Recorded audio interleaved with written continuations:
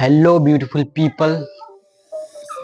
दोस्तों, आपका हाल ही में आपने अपना एग्जाम कंप्लीट किया होगा 10वीं का।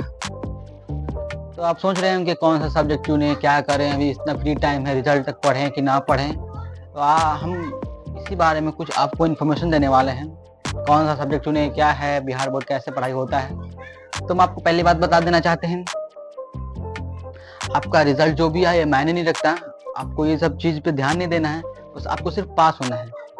बस बढ़िया, सेकंड डिवीजन, थर्ड डिवीजन, कोई भी अगर पास हो रहे हैं ना, बहुत बढ़िया बात है। क्योंकि आप देखे ही खुद एग्जाम में, आप खुद देख रहे होंगे एग्जाम में कैसा व्यवस्था था, किस तरह से पढ़ाई हो रहा था, किस तरह से मतलब पेपर लिखा जा रहा था, ना कोई प्रोटोकॉल, ना कुछ है, ये नहीं था।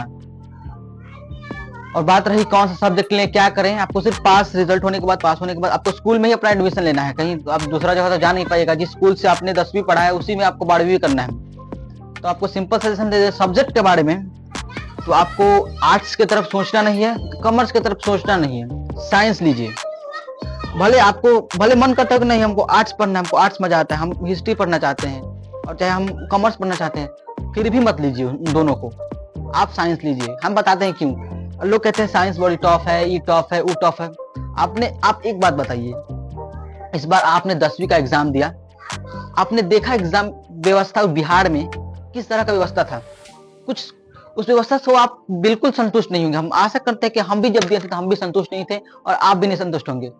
तो हम कहेंगे आप साइंस लीजिए, आप थोड़ा सा भी ध्यान दे दीजिए ना, अपना बोर्ड एग्जाम है आप निकाल लीजिएगा। और साइंस लेने का फायदा ये है कि आप साइंस से किसी भी फील्ड में जा सकते हैं।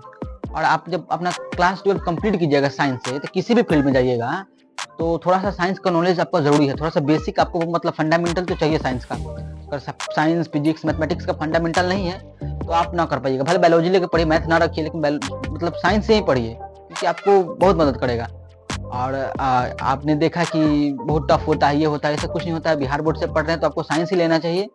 डरने वाली कोई बात नहीं है कि साइंस लेंगे तो फंस जाएंगे, हमसे नहीं हो पाएगा, ये होगा वो होगा, ऐसा कोई बात नहीं है। आप साइंस लीजिए, बढ़िया से मैथ भी ले सकते हैं, मैथ बायोलॉजी जो लेना है साइंस से पढ़िए। क्योंकि इस बार हमने देखा पढ़े हुए लड़के और ना पढ़े हुए लड़के एग्जामिनेशन बोर्ड में दोनों सेम लिख रहे हैं। और ना तो कोई प्रोटोकॉल, ना टीचर, ना कोई ट्रैफिक रूल। 1 मिनट पीछे अगर लेट हो गया लड़का तो उसको बाहर कर दो, वो एग्जाम में देने लायक नहीं है। तो उस तरह से आप इन्वायरमेंट बनाइए। अंदर जाके पूरा लोग, कोई चीट से लिख रहा है, कोई तो मोबाइल लेकर घुस जा रहा था बिहार बोर्ड में। और अगर कोई स्टूडेंट किसी दूसरे स्टूडेंट को नहीं दिखा रहा है तो गोली मार दिया जा रहा है। यह है अपना बिहार। और आप अपना सोच रहे हैं कि हम पढ़ के पास करेंगे पेपर। नहीं भाई, आपको भी इसी राह में चलना चाहिए, आप ना सुधार पाइएगा। बिहार जो है ना, बिहार को आप अकेला नहीं सुधार सकते हैं। आप खुद अपना काम कीजिए, आप साइंस लेके पढ़िए।